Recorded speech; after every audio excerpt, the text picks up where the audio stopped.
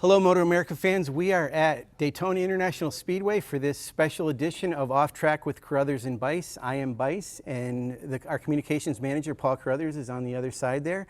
In the middle, we have Niccoló Canepa, an Italian by way of Switzerland. And people got mad at me because I said he was from Switzerland. Now, I know he's Italian, but we thought it was cool. We had a Swiss rider, so I mentioned he's from there. So thanks for joining us, Nick, and thanks for your whole YART team being here. He's going to race in the Daytona 200 for the first time with two riders as his team, his World Endurance team, although they're not going to race together as a team.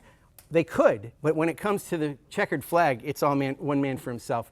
So, Nick, thanks for being with us. Hello, everyone. Thanks to you for inviting me. For me, it's such an honor and a pleasure to be here in Daytona.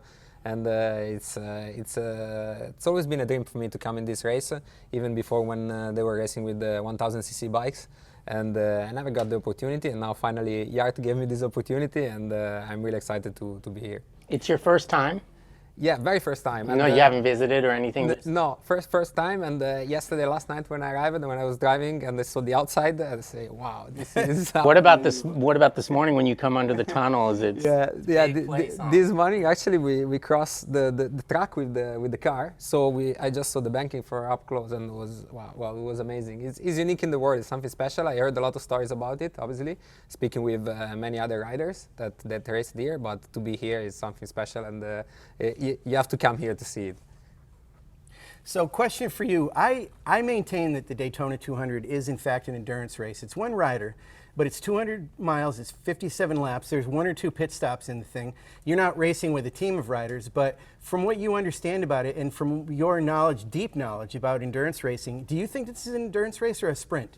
Yeah, I believe it's a combination of the two. I can't say it's a full endurance race because, of course, a big part of endurance is to share the emotions and the bike and the victory and the pain with your teammates, and this is part of the endurance spirit, I think. This here you're alone, so it's still more similar to a sprint race for that kind of reason. But it's also an endurance race because you do pit stops, so the team is involved in the race until the end, because the team is a very important role in the pit stop, of course. And it's a long race. It's not like a 20 laps race. So it's a combination of the two, I would say. And this is what it makes so special and so unique. Most people that come for the first time come with an inexperienced crew because the rider hasn't done the race and the crew hasn't done the race. You don't have that problem to think about. Yeah, the rules are a bit different in WC, but yeah, for sure our crew is very experienced in pit stops, and we are. I believe we are quite ready for that, and this is a good help for sure, because when, as you said, when the riders come here, maybe doesn't have the full endurance experience. This is what we have, and this for sure can help. Yeah. So endurance racing is pretty special, and you know I talked to Josh Hayes about this from time to time. He loves endurance racing. Obviously, you get more seat time, that whole thing. How did you end up getting more focused on endurance racing? Is it because you love it, or because you had a talent for it? How did it become kind of your career over time?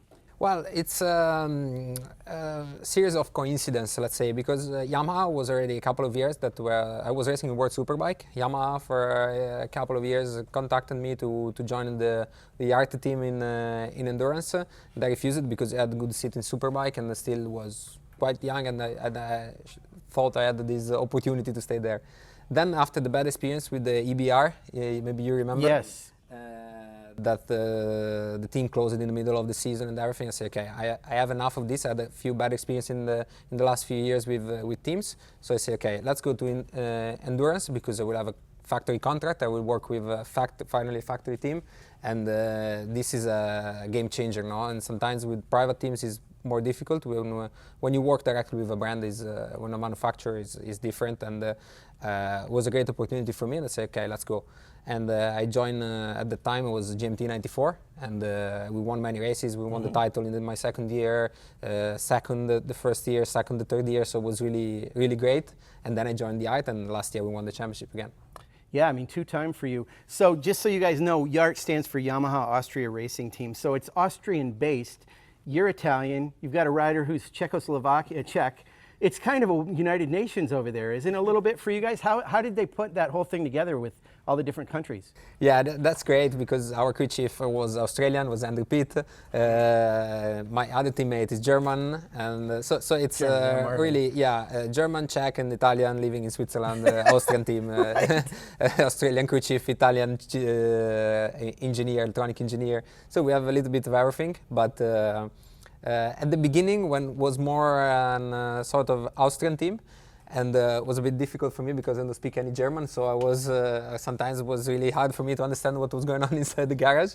But then became more international, and now the team is working great. We speak English on the team. We understand each other 90%, and the things are working well.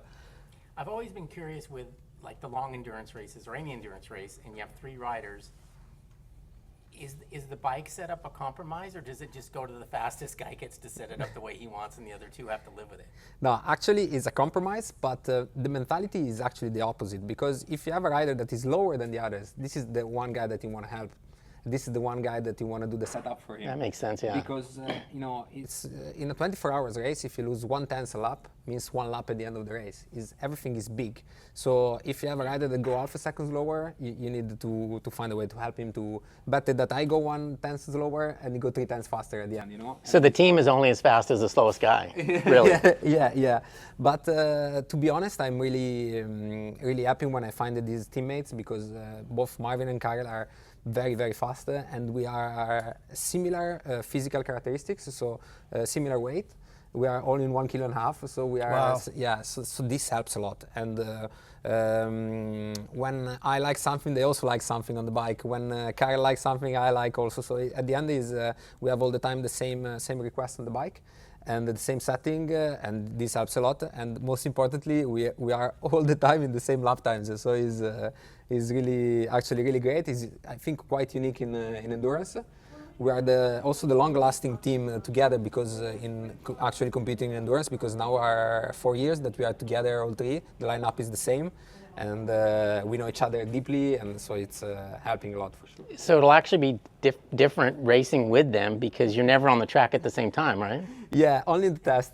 It's funny because when we test, we have always two bikes, and we ride all the time together to help each other to get up to speed. And when we test it together, it's funny because we are all the time together. So it's gonna be this weekend. I believe that it's gonna be more or less like in the testing, but for racing for a prize. So it's gonna be different. Now, in the World Championship, you use an R1. And this race is an R6. Have you spent a lot of time with R6? Not really, no. Okay, this is a good question, because I basically all my career was riding with 1000cc bikes, and I don't have much experience in the 600. I did just at the very beginning of my career, 2 years in the European Stock 600 Championship. And then from that moment, and it was 15 years ago, maybe more, it was 17 years ago, and then never on a 600 again. But most of these riders competing here also are racing in the Superbike, MotoAmerica Superbike, or the 600 is not their bike, but I know it's gonna be a little bit more difficult for me. We just did 1 day of testing. But I think the opportunity is great, and I will try to be fast as possible in the beginning. Now, this is a little insight for you guys. So I was talking to Mandy Keynes, who is the team manager for the team. By the way, his name is, let me see, his first name is Manfred. He was named after Manfred Mann and Manfred Mann's Earth Band, who sang Blinded by the Light back in the 70s. So I found out what's Mandy's real name. So you guys, he can sing that song for you if you ever meet him. Anyway, but I digress. All right, so I spoke to Mandy, and not just about Manfred Mann, but anyway, we talked about this R6, and you would think, okay, these guys are Endurance World Championships. They've got pit stops down. They know what they're doing. They've got all the best equipment, quick change equipment. Well, not really with an R6. They're not completely, you can't take your R1 stuff and put it on the R6. So do you guys have what you need to do pit stops fast? I hope so. I didn't question too much Okay. before coming here, but I know that the guys want to have the same will of winning as I have Right. all the time. I know. We know that in EWC we know 110% what is going on there is our championship. They have so much experience. Here everything is different, everything is new, and we have to be humble because the top riders, the top team here are incredibly fast and they are at the world championship level. So we come here humble, but I hope we have everything, but I am also 100% sure we don't have all the full package and we still have to learn a lot. Right. I think this, I believe and I hope this is a more long-term project. This year is to learn, understand, collect data, hopefully with a quite good result, but it would be a dream for me to come back in the future, in maybe next year again, and with more data, more information, more experience for myself as well. The first thing is myself, and also the team and the tires as well, and to do a step forward. But I don't believe we arrive and in just one few sessions we are competing for the victory. Yeah, and so you have 3 riders on this team. I assume it's one pit spot, so you guys can't come in at the same time. Do you have to talk about, or have you talked about, who comes in first, second, and third, and how that's all going to be timed out? Yeah, I'm a very good boxer, so So he's going first. no, we have actually 2 crews. Okay. So that are training for pit stop. So 2 will stop together and 1 will be alone. Okay. We didn't decide yet. We didn't do any strategy like we do in EWC.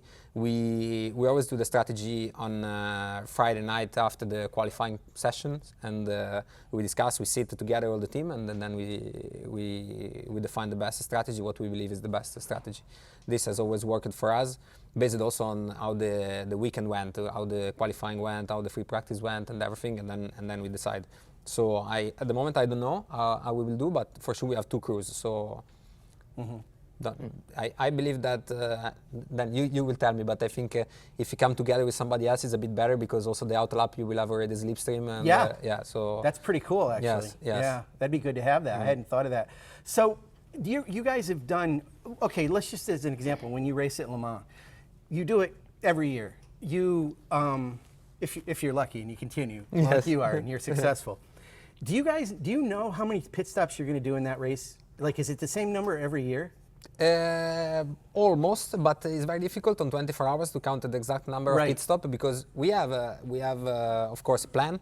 We know that it's gonna be 28 pit stops and everything. We will stop at this time, perfect. But then everything can change. The weather first. If it starts to rain, we slow down for sure. So we will have less pit stops. If there is many safety car during the race as well, because the safety car we will use 30% of the fuel that we use on a fast lap. Okay. So is this always we always have a plan and we never It never goes to plan. Never. Somebody crashes the bike. Yes. And Or you have a crash, or you have a technical problem, or safety car, or rainy, or so many things can go on 24 hours.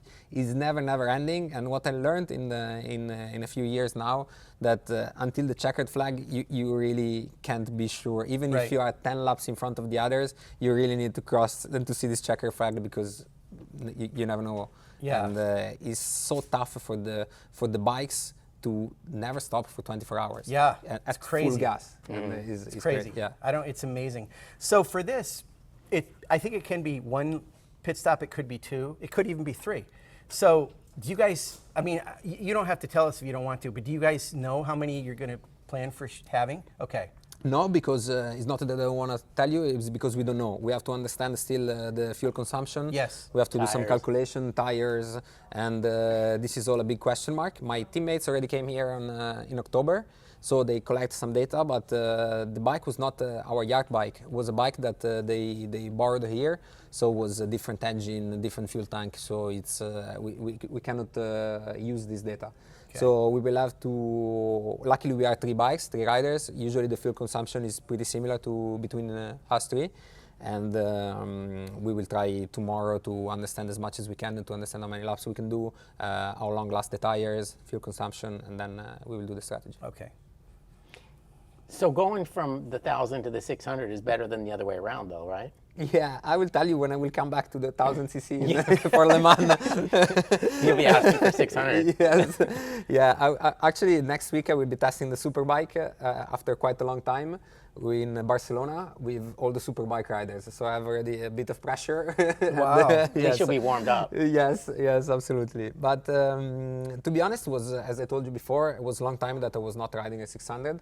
But when we tested in Spain last month, I enjoyed so much. The R6 is so much fun. Little toy, feels like a toy. Yeah, and the engine actually has a good power and is more light, more corner speed. Of course, the lap time is lower, but you have the feeling you're pushing so much, and is a nice feeling. I really enjoyed it. And of course, the R1 is more physical, is wheeling a lot. You have to really fight with the bike, especially out of the slow corners. Is a really nice bike to ride, especially the WC bike, but is more tough. No, it's 1000cc, more power, heavier. But also with the R6, also with no experience, it was so much fun. Yeah.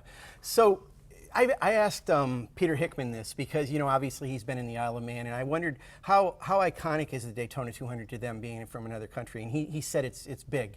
For you, I mean, Giacomo Agostini won it in 1974, so an Italian's done it before.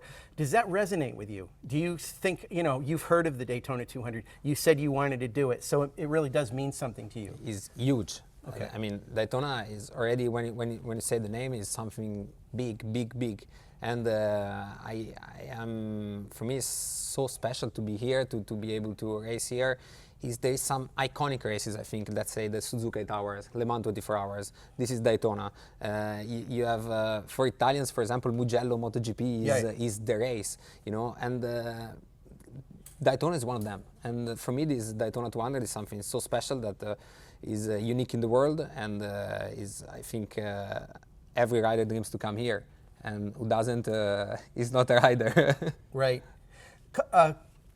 It's been probably last time I met you the first time at Laguna Seca when you were racing World Superbike, but then, speaking of iconic racetracks in Laguna Seca, a couple of years ago you had a chance to race as a replacement for Matthew Skoltz when he'd gotten hurt. You raced for Westby Racing on that bike. Tell us about that experience and being at Laguna again. Yeah, this has been amazing because I really enjoyed it with the Westby team and with Chuck, and all the crew was amazing. And Laguna is one of my favorite tracks in the world. So always when I get the opportunity to race in the US, I'm always up to it. And the race has been really nice. We had was the COVID period, so we had the 3 races in a weekend. I remember. Yes, that's right. Yeah, it was. This was actually some help because I was able to improve during the weekend. I didn't have much experience with the Dunlop tires, so it took me a while to understand them and to ride with them. But it's been a great experience for me and a great weekend. I am like P5 or P6, I don't remember exactly, but not so far from the guys in front. So it's been a nice experience, yeah. So you have 2 jobs. I mean, you race for World Endurance, and you also test for Yamaha, and you also are a coach for Yamaha's activity in World Superbike. Makes 3. Yeah, job. that's 3. I'm not very good at math. No, this is important when I send in voices, you know? If I forget one, then it's a problem. Yeah, it's a big problem. So I think you probably enjoy the racing more than anything. But is the coaching also rewarding when you can work with, and you work with really high-level riders? Well, yes. To be honest, it's really amazing. You have to switch completely the mentality because when you're a racer, you want to beat the others, you know. And from one weekend to another, you go from wanting to beat everybody else to want to help them. And so it's a complete different mindset, but it's really rewarding, really nice, and also I learn a lot from them because when you have the opportunity to work with riders like Jonathan Ray or Toprak as well, we won the World Superbike Championship together. Locatelli, there are so many good riders, and you can learn a lot from them as well to see how they work during the race weekend.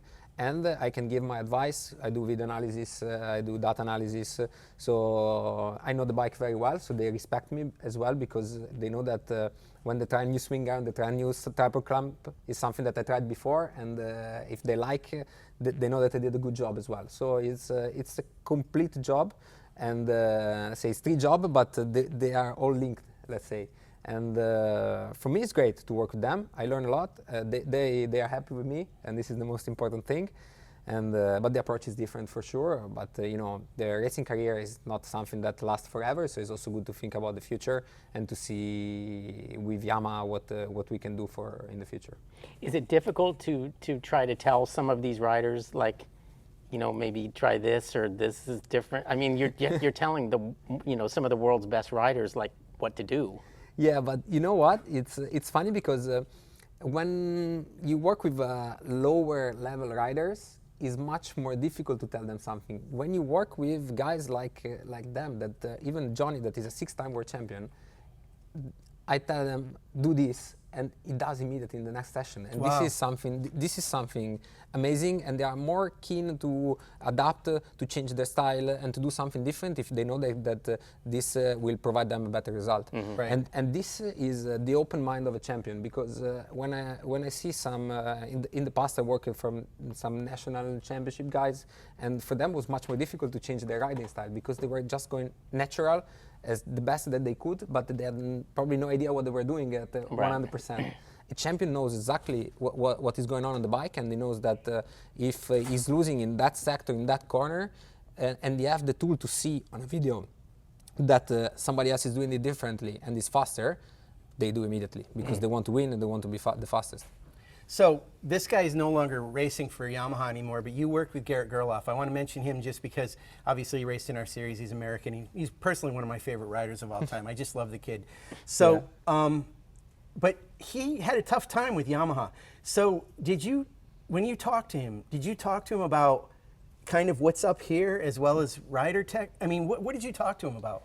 Well, Garrett is one of my favorite riders too, one of my favorite person, because actually he stayed in my house as well. He's a great rider and great kid, as you said, and it's been a pleasure to work with him as well.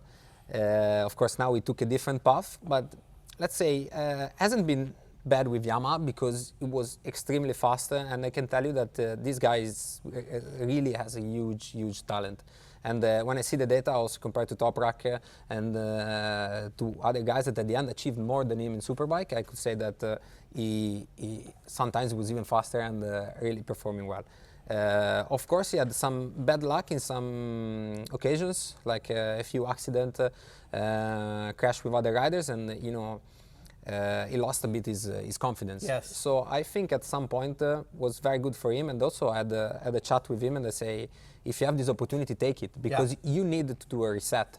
And this is what he needed to find again the smile, to change crew, change people, change bike, change everything, just in order to do a reset on his mind and start all over again. Because talent is not missing, and for sure he's one of the top riders in the world, and he can win races. And he could have won races with Yamaha as well. You were with him when you were in the pit box when he rode Rossi's MotoGP bike, right? I mean, you were right there, weren't you? Yes. You were behind there, and he did okay. Yes. I mean, really this was impressive. Yeah. Was that pretty? Were you kind of surprised too? Did that make you feel good? Yeah, it was surprising too. Okay. Yeah, we actually has been really nice because we were already working together. I was his coach with Toprak and the others, and he asked me to come with him to Valencia for this race for MotoGP. And so we were just me and you in this new adventure, me and him with this new adventure, and it was really exciting, really, let's say, strange also because we were outsider, no? And when he rode the bike, everybody was absolutely impressed how fast he was in the beginning, because I did already the swap from Superbike to GP and back, and it's not easy. The tires are different, the chassis is completely different, engine, brakes, gearbox, everything is completely different, and it's not easy to jump on a bike and go fast immediately. And he did it, and he did pretty well. So I think this shows his talent as well. I'm not going to say. I'm just going to say you've raced for a while. Okay. You can say I'm old. Well, where are you in your career? I mean, are you towards the end of it? Are you got a lot more to go? What are you going to do after this? I'm sure you're going to be in the paddock because of what you're doing now. What does the future hold for Nick Canepa?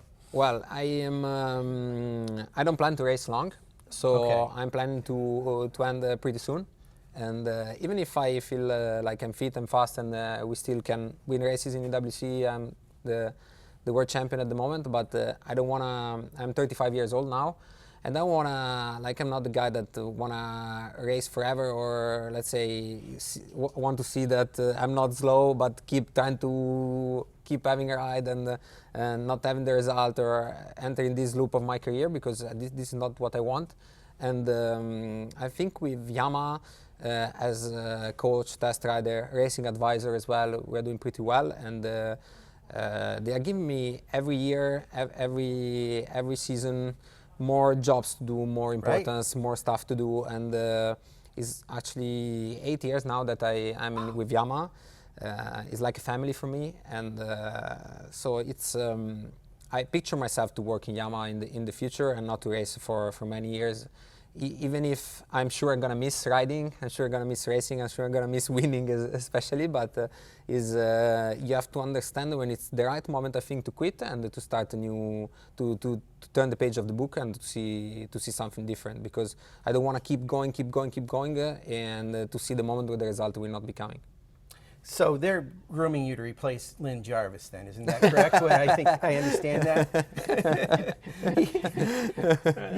They need somebody. This is a long shot, but no, he's a good guy. I wouldn't say that otherwise. Hey, I should have asked this earlier, but I want to ask you, when you guys are doing endurance racing, do you provide any input with regard to the development of the bike to the World Superbike team at all with what you do?